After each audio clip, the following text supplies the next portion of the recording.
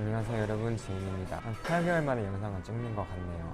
제가 그동안 여러가지 일들로 좀 바빠서 영상을 계속 못 올리고 있었는데 유튜브에서 이메일이 하나 왔더라고요. 한 달 안에 영상을 올리지 않으면 너의 모든 수익을 끊어버리겠다 라는 메일이 왔는데, 제가 유튜브를 수익을 위해서 시작한 건 아니라서 끊겨도 그렇게 큰 영향이 있는 건 아니지만, 만나는 분들이 영상 언제 올리냐고 많이 물어보시기도 했고, 이제 올릴 때가 된 것 같은데, 그런 메일도 받은 김에 이제 그 계기로 오랜만에 영상을 올려보자 라고 해서 영상을 찍고 있습니다. 그런데 사실 제가 기존의 재윤TV에서 블록체인에 대한 많은 것들을 다뤘었고, 디프아이에 대한 것들도 다뤘었고, NFT에 대해서도 다뤘잖아요. 그래서 마지막으로 P2E에 대해서 다루고 마무리를 하려고 했었는데, 제가 P2E와 관련된 영상을 준비하다가 도저히 제 스스로 납득이 잘 안 되는 부분들이 많아서 영상을 결국 찍지는 못했어요. 근데 P2E 뿐만이 아니라 사실 NFT도 이해가 잘 안 됐었거든요. 그래서 내가 지금 내 스스로는 납득하지 못하는 걸 영상으로 만드는 게 맞나라는 생각을 계속했고, 그동안 챗GPT도 나오면서 AI에 대한 관심이 더 높아졌고, 그런 상황에서 어떤 영상을 올리는 게 좋을까라는 생각을 해봤어요. 근데 많은 분들이 궁금해하시는 게 저의 일상, 아니면 오버 프로토콜이 어떻게 만들어지고 있는가, 출시는 언제 되는가, 나는 어떻게 참여할 수 있는가, 이런 걸 궁금해하시는 것 같더라고요. 그래서 그런 것들 위주로 앞으로 영상을 올려볼까 생각을 하고 있습니다. 그러면 지금부터 근황 토크를 한번 시작해 보도록 할게요. 가장 먼저 올해 2월에 큰 소식이 있었습니다. 제가 자그마치 1년간 투자 유치 활동을 해왔었는데, 드디어 2월 달에 90억 규모의 시리즈 A 투자를 마무리하게 됐어요. 정말 힘들었는데 그 힘든 내용을 다 말할 수는 없지만, 아무튼 투자를 잘 받아서 산소호흡기를 달았고, 원하는 이제 시기 내에 출시를 할 수 있는 환경이 만들어졌습니다. 그래서 조만간 어떤 제품을 하나 만들어서 선보일 수 있을 것 같고요. 메인넷은 내년 정도에 출시할 수 있지 않을까라고 생각하고 있어요. 그 전에 테스트넷도 출시를 해서 누구나 집에 있는 본인의 컴퓨터에서 노드를 돌려보고 POS 스테이킹도 해보고, 그걸 통해서 네트워크에 기여하고 그에 따른 보상도 받아가는 그런 경험을 해볼 수 있도록 이제 만들고 있습니다. 그리고 두 번째로는요, 사실 제가 컨텐츠를 꾸준히 만들고는 있었어요. 영상 형태가 아닐 뿐이지 브런치라는 미디어에 제가 글을 쓰기 시작했었거든요. 그래서 테라에 관련된 글이라든지, 아니면 어떤 강연에 대한 글이라든지, 아니면 코인 사기에 대한 내용이라든지, 혹은 투자에 관련된 내용이라든지, 그런 글들을 아주 꾸준히는 아니지만 그래도 계속 써왔었어요. 그래서 관심 있으신 분들은 한번 들어가서 보시는 것도 좋을 것 같고요. 근데 제가 글을 써보니까 영상을 찍는 것보다 훨씬 제 입장에서는 좋긴 하더라고요. 왜냐면 영상을 기획하고 플롯을 짜고 영상을 찍고 편집을 하고 썸네일까지 만들어서 올려야 되는데, 글은 한번 써내려갈 때 잘 쓰고 한 번만 퇴고를 하면 영상보다 좀 덜 수고롭게 컨텐츠를 올릴 수 있더라고요. 근데 아무래도 글은 보는데 좀 마음을 먹고 봐야 되니까 영상이 좀 더 편하긴 하죠. 그래서 영상도 제가 너무 이제 배제하지는 않고 좀 올려보려고 합니다. 장단점이 있는 것 같아요. 그리고 세 번째로는요, 제가 4월 달에 홍콩이랑 미국에 출장을 다녀왔습니다. 왜 갔냐면, 지금 현재 암호화폐 생태계의 분위기가 어떠한가를 좀 보기 위해서 갔다 왔는데, 원래는 미국만 갈 생각이었어요. 근데 이 홍콩에 있는 친구가 홍콩이 지금 웹3로 너무 핫하다는 거예요. 그래서 왜 핫한데? 라고 물어보니까 홍콩 정부가 정부 차원에서 블록체인 산업을 육성하려고 굉장히 많은 노력들을 하고 있고, 그래서 4월 달에 홍콩 웹3 페스티벌이라고 하는 굉장히 큰 행사가 열린다고 하는 거예요. 그래서 거기를 참석하게 됐습니다. 가보니까 진짜 맞는 말이더라고요. 사람이 정말 많았고, 약 15,000명 정도가 왔다고 들었어요. 그래서 그 사람들이 이제 많이 와가지고 웹3에 대해서도 물어보고 투자 유치도 하고 있었고, 리더들도 많았는데, 그 중에서도 특히 해시키라는 그룹이 좀 주목할 만했어요. 왜냐면 해시키가 이제 완샹그룹이라고 하는 중국의 자동차 부품업체 관련 회사인데, 완샹그룹이 2014년도에 이더리움의 프라이빗 세일에 들어갔었어요. 그 당시 비탈릭이 중국에 와서 채굴자들을 대상으로 IR을 했었고, 그래서 이더리움 펀드레이징에 들어가니까 돈을 되게 많이 번 거죠. 그래서 완샹 블록체인 랩스 그리고 해시키 그룹을 만들어서 블록체인 산업을 계속해서 육성하고 있고, 되게 큰 펀드를 조성해서 지금 블록체인 산업을 키우려고 하고 있습니다. 거기에 더해서 홍콩이 6월 달부터, 이제 6월이죠, 합법 거래소 라이센스를 발급을 해서 사용자들이 합법적으로 거래소에서 거래를 할 수 있는 그런 루트를 만들어줬는데 거기에 한국의 업비트 같은 이제 거래소가 아마 홍콩의 해시키가 될 것 같아요. 그리고 해시키는 자뱅크라는 인터넷 은행을 씁니다. 그래서 그걸 통해서 아마도 동남아시아 쪽에서 이제 대형 거래소가 등장하지 않을까라고 생각을 하고 있어요. 그래서 홍콩 및 중국 시장을 되게 주목해야 하는 것 같고 그래서 그런 것들을 보고 왔고요. 그리고 재밌었던 건 제가 해시키 거래소뿐만이 아니라 다른 거래소 사람들도 많이 만나고 왔는데 그 사람들이 저에게 그 상장 프로모션 패키지를 보내줬어요. 근데 그 패키지에 한국 마케팅이 포함되어 있더라고요. 그래서 뭐 우리는 한국 마케팅이 그렇게까지 필요는 없지만 재밌었던 건 한국이 그만큼 아직도 중요한 시장이구나라는 생각을 했습니다. 저희한테 좋은 건지 모르겠지만 어쨌든 한국이 여전히 글로벌리 주목받는 나라는 맞는 것 같아요. 그리고 미국 출장도 다녀왔는데 미국은 이제 코인데스크라는 곳에서 주최하는 컨센서스라는 행사에 다녀왔습니다. 근데 여기는 사람이 많이 안 왔어요. 왜냐면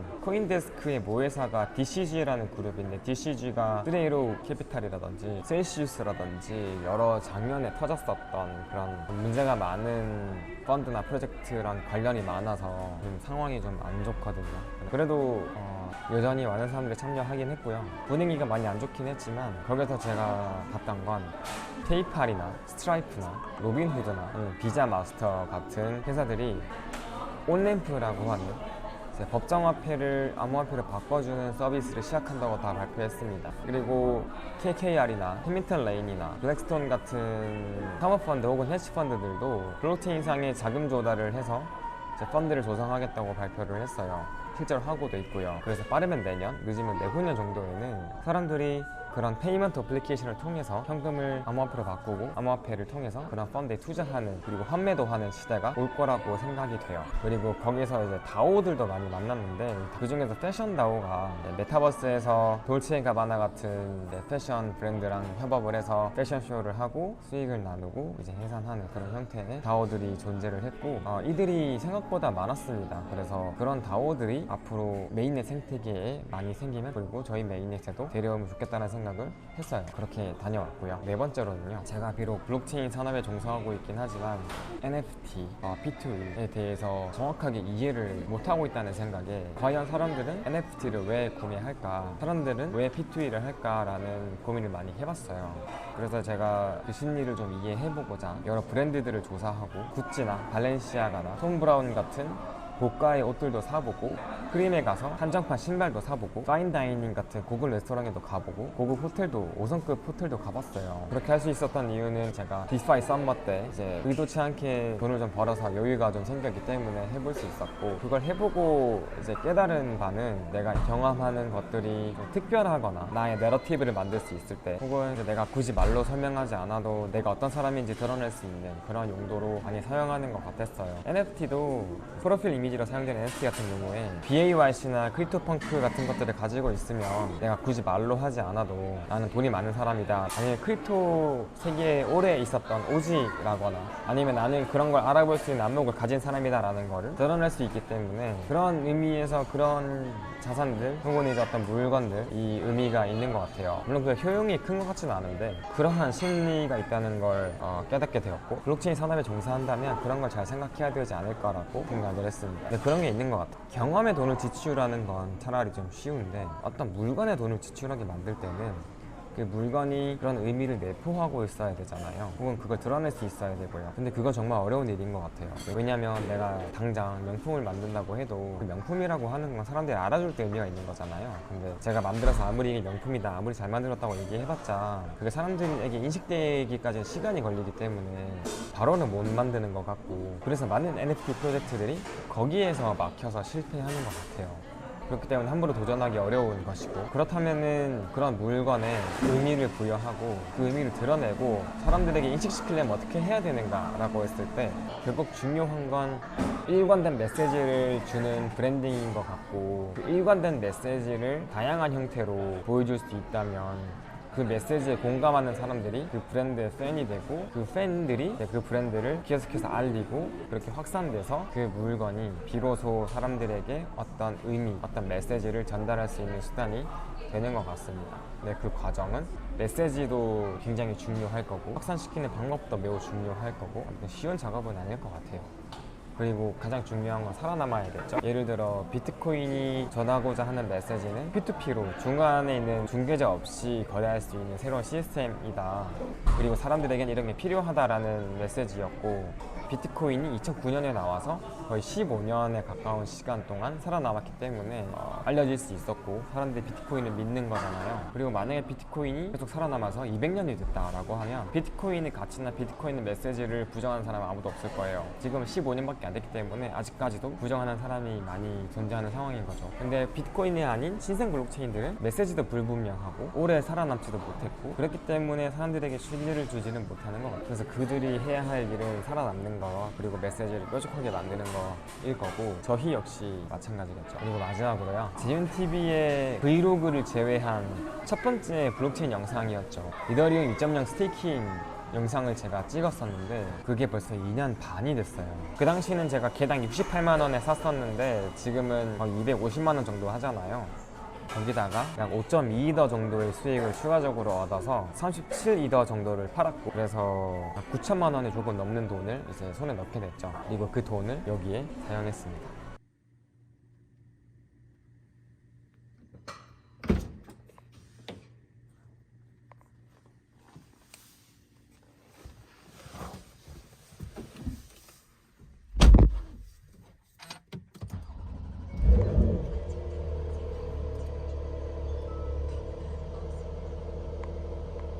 과연 내가 이더리움을 팔고 포르쉐를 사는 게 맞는 것인가에 대한 긴 고민이 있었는데, 결국엔 그 특별함을 좀 더 추구해 보기로 했어요. V11 카레라 카브리올레를 구입을 했고요. 그래서 과연 이 경험, 그리고 나를 드러내는 이 수단, 나에게 어떤 경험이나 가치를 줄 것인가 궁금했고, 제가 포르쉐를 사서 몰아보니까 다르긴 달라요. 좀 특별한 사람이 된 것 같고, 운전하는 것도 원래 그렇게 좋아하진 않았었는데 엔진 소리도 크고 차도 잘 나가고 하니까 운전하는 것도 즐겁고 스트레스도 풀리고 그런 게 있는 것 같아요. 아무튼 제가 옛날부터 채굴 같은 것도 많이 해왔고, 블록체인으로 돈을 버는 경험도 많이 해봤고, 그런 것들에 관심이 많았고 되게 좋았었지만, 한편으로는 채굴기를 사서 세팅하는 거, 디파이를 하는 거, 이더리움 2.0 노드를 구입해서 돌려보는 거, 그런 경험들이 제가 컴퓨터를 전공했기 때문에 그나마 쉽게 할 수 있었던 거지, 만약에 그렇지 않았다면 정말 힘든 작업들이었을 거예요. 근데 이런 경험을 컴퓨터를 전공해보지 않은 사람도 해볼 수 있어야 하지 않나, 그리고 그럴 수 있어야 진정으로 탈중앙화 된 블록체인이 등장할 수 있지 않나라는 생각을 계속 했고, 그래서 슈퍼블록에서 그런 경험들을 누구나 해볼 수 있는, 물론 나중에 가서 메인넷이 잘 된다고 가정했을 때는 그렇지 못할 수도 있지만, 어쨌든 초기에는 어느 정도 넘볼 수 있는 그런 메인넷을 만들어서 제가 했던 그런 경험을 다른 사람들도 쉽고 편하게 할 수 있는 그런 세상을 만들어 보고 싶어요. 한편으로는 이런 일들이 투자 혹은 돈, 그리고 생활 관련돼 있다 보니까 많이 조심스러운 부분들도 있죠. 어쨌든 개방화돼 있고 자유롭고 비용도 저렴하고 절차도 간소화된 그런 새로운 금융 시스템, 금융 인프라를 만드는 작업들을 계속해 나가서 그러한 시대에 준비하는 그런 일들을 계속 하고 싶습니다. 그래서 앞으로는 저의 생각들, 그리고 저의 근황, 저의 생활, 이런 것들 위주로 영상을 한번 올려볼게요. 오늘 영상 여기까지고요. 다음 영상에서 또 뵙도록 하겠습니다. 감사합니다.